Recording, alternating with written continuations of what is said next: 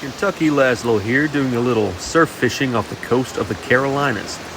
I was using a pretty basic just double surf rig with circle hooks, a pyramid sinker, and cut squid for bait.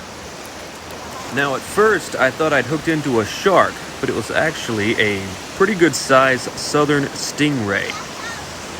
I thought this because normally stingrays will go right down to the bottom, they'll bury themselves in the sand, and they'll kind of suck themselves down there, and you gotta just give some steady pressure and haul them out slowly. And you normally know when you've hooked a ray because they start behaving like that.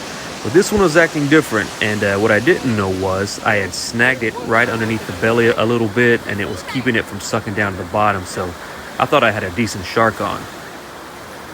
But after getting it closer to shore, I could tell it was a pretty good sized ray, so I knew I had a decent little fight on my hands to haul this thing in.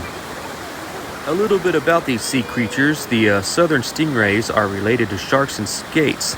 The males can get 2 to 3 feet across, and the females about 4 foot across. They're found in the western Atlantic from New Jersey all the way down to Brazil.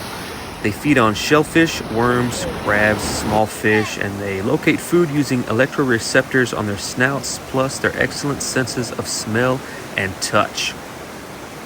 So at this point here, I was completely sure of what I'd caught, and I had drawn a small crowd on the beach to watch me haul this little beast in.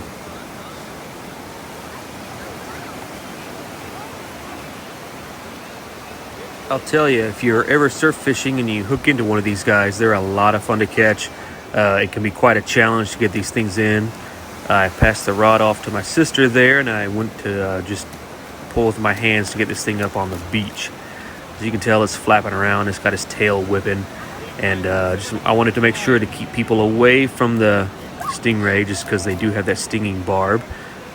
They really only use that for extreme cases of self-defense, and unfortunately, this is one of those times. It's probably pretty frightened at this moment, but I kept people away, and I proceeded to unhook the fish. Here's a close-up of this little brute. He's got a pretty good stinger on him. He's a pretty strong little dude to fight into the beach, but I got him in there. He lost the hook from his mouth, and right now I'm going to unsnag him from his belly. That hook kept him from sinking down into the sand so I could get him in. As you can see, we let this big guy go back into the ocean. Some people like to fillet the wings and eat them, but we let this guy go because that's what Steve Irwin would have wanted.